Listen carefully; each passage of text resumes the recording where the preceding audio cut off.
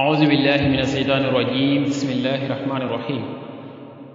mbokk yi gannaaw ñu sante borom bi subhaanahu wa taala julli ci yonent bi alayhi salaatu wasalaam noo ngi leen di wax asalaamu aleykum wa rahmatullahi taala wa barakatuhu ñu dikk àndaat ak yéen naak la guddik weeru koor gi ci kàddu gi ndongoli Haarun Nduur jaalibatul maraaxib waaye xadiisu tey bi mbokk yi yonent bi sallallahu alayhi wa sallam wax ne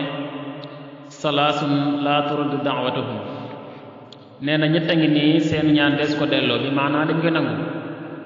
bi si njëkk mu ne al imaamul aadil imaam ju màndu bu ñaanee suñu borom dafay nangu ñaanam wa saaimu xiina yuftiru ak aji woor waxtu bi muy dog suñu borom day nangu ñaanam wa daawatul masluum ak ñaanu ku ñu tooñ yonent bi sallallahu alayhi wa sallam nee na ñetti ñooñu seen ñaan des ko delloo dañ koy nangu mooy imaam ju màndu ak ko woor ba waxtu bi muy dog mu ñaan suñu borom ak koo xam ne dañ koo tooñ kon mbokk yi tey la juróom-benneelu guddi ku si julli ñaari rakaa bu si nekk faatiha benn yoon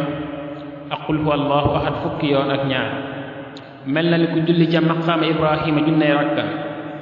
julli ca jàkkay makka junney rakka saraxe junney dërëm lelle junney ñu xiif te bu ñaanee des na ko nangu mel na ni it ku jox ndogu xeetu yonent bi sallallahu alayhi wa sallam gi yëpp bu faatoo it ñu boolewu ci ña nga xam ne dañoo dee ci jihaad te dees na ko musal ci mettiitu dee te bàmmeelam yi dees na ko ko defal mu bokk ca deri aljanna ya te buy dekki dana ànd ak leer gu mel ni jant bi di xeeñ gëdd gi gën a neex te dana tàbbi aljanna te deesu ko xisaab te ca mbooloom yonent yàlla yu bokk ba ëllëgee yàlla ñu suñu borom nangul te nangul leen wasalaamu aleykum wa rahmatullahi taala wa barakatuh